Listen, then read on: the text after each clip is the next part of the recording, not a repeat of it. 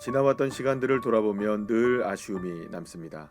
좀 더 열심을 다해야 했었는데, 최선의 길을 찾아야 했었는데, 그러고 보면 어떻게 해야 할지를 몰라서 못한 것은 아니었습니다. 결국 문제는 아는 것을 얼마나 행하느냐의 실행력에 있다고 할 수 있습니다. 우리는 흔히 믿음이 좋다는 말을 합니다. 그렇다면 믿음이 좋다는 것은 어떤 의미일까요? 그것은 단지 예수님을 마음으로 잘 생각하고 사는 것을 의미하지는 않습니다. 좋은 믿음이란 얼마나 삶으로 잘 드러나느냐, 실행에 옮기느냐에 대한 것이라 할 수 있을 것입니다.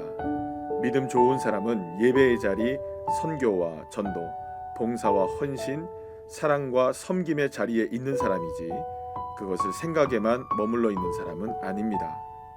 믿음은 행위로 하나하나 드러납니다.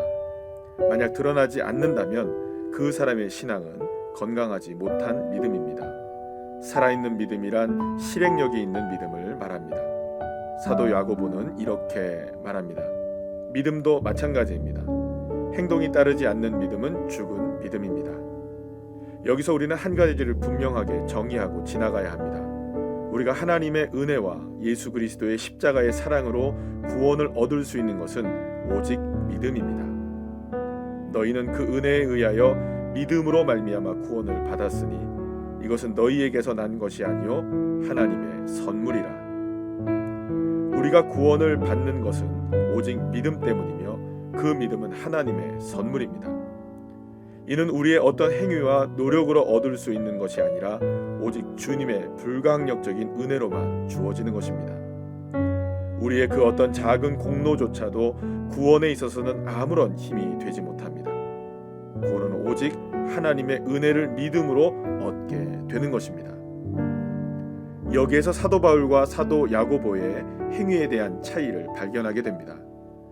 사도 바울이 말하는 행위는 구원의 조건으로서의 행위를 말하는 반면 사도 야고보가 말하는 행위는 구원받은 사람들의 삶의 방식을 말하는 것입니다. 특히 야고보는 그리스도인들의 믿음이 감춰지거나 숨겨지지 않고 세상 가운데 어떤 상황 속에서라도 행함으로 드러나는 믿음이 되어야 한다는 것을 강조하고 있는 것입니다. 그래서 믿음은 행함과 함께하고 행함으로 믿음은 생명력을 증명하게 되는 것입니다. 영혼 없는 몸이 죽은 것 같이 행함이 없는 믿음은 죽은 것이니라. 믿음은 결코 멈춰진 것이 아닙니다.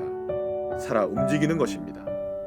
믿음이 있다면 순종해야 하고 기도해야 하고 예수님의 이름을 외치는 자가 되어야 하고 믿음이 있다면 예배하는 자가 되어야 하고 복음을 전하며 사랑하는 자가 되어야 합니다.